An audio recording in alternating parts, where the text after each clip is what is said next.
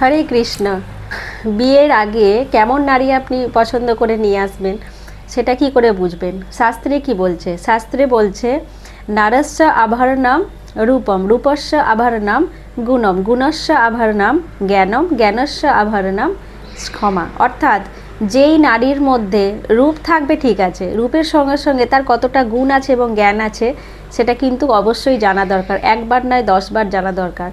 আর তার গুণ আর জ্ঞানটা যদি বেশি থাকে তাহলে তার মধ্যে একটা ক্ষমা করার প্রবণতা থাকবে, সে ক্ষমা করতে শিখবে এবং তার মধ্যে ঈর্ষা কম থাকবে। আর এই ক্ষমা করতে পারা এবং ঈর্ষা না থাকা, এই দুটো কারণের জন্য সে অনায়াসে হাসি মুখে সংসার করতে পারবে।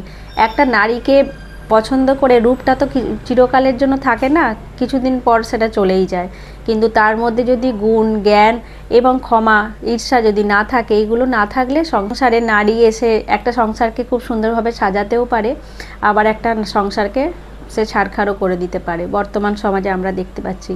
তাই অবশ্যই এটা কিন্তু সবাইকেই মেনে চলতে হবে যে একটা মেয়েকে আপনি পছন্দ করে আনার আগে এই গুণগুলো তার মধ্যে আছে কিনা একবার ভেবে দেখবেন। হরে কৃষ্ণ।